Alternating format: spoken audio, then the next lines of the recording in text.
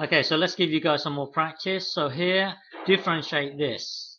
Find dy by dx of this here. Okay, so you could just there are lots of ways of doing this. You could visualize it as one block multiplying with this block here. So you got to use the product rule. So differentiate this, leave this the same, and then leave this the same, and then differentiate this. Well, it's up to you. Find dy by dx. Press pause and have a go. Okay, so to do this here, hang on. So to do this here, visualize it as one block multiplying with this block here. So the first step of the product rule, differentiate this, leave this the same. So when you differentiate this, it will give you 1, and then leaving this the same would give you this thing here. Okay, and then the second part is to leave this x the same. That's us leaving it the same, and then try and differentiate this thing here. So differentiating this whole block here would be, okay, looking at this bit here, differentiate this, visualize this bit here, as sign of a bubble here. So that's this bubble here. So hang on, let's start again here. Visualize as this and this. Okay, so the first part is differentiate this, leave this the same. That will then give us this.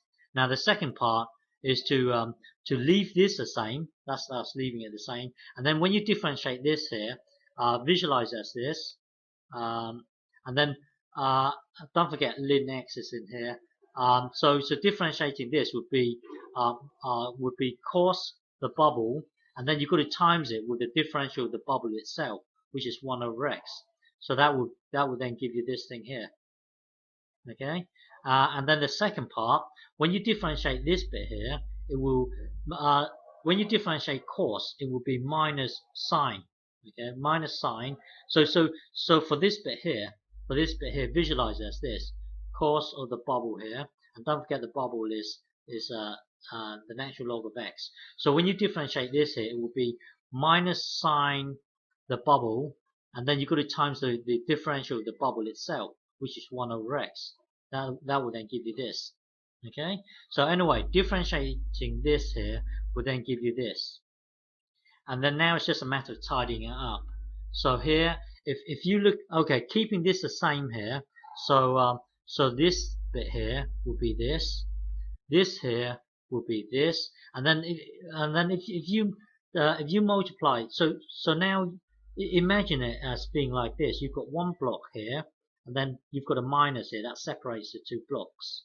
So now you've got this times this here, but don't forget you can multiply over here, so the two x's will cancel out. Okay, so this times this here, because of this and this here, it gets multiplied to the top, and then these two will cancel out. So hang on. So this here is this here is this, and when you multiply this, it will just simply be this.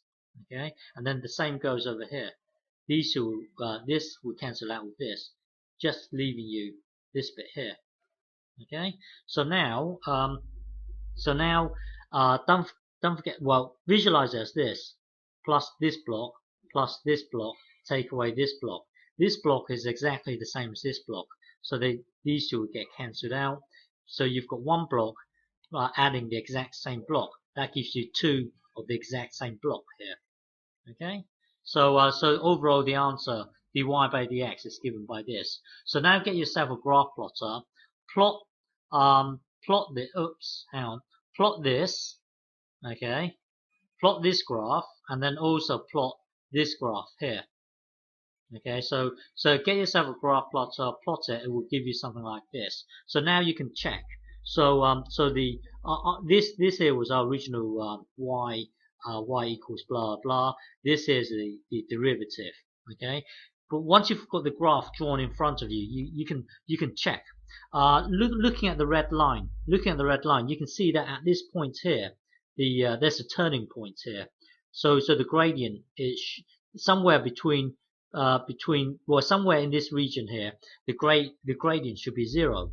So now looking at the blue line, you can see. Well, I don't know if you can see, but I can see the blue line, the derivative. There's a 0 here on the blue line, and then looking at the red line here, there's a turning point here. So your blue line should be 0 at this point here, and going straight down, you can see that it is indeed 0. Okay, on the blue line here. Okay, so this by drawing the graph, you get it gives you a rough way of checking your answer. Okay,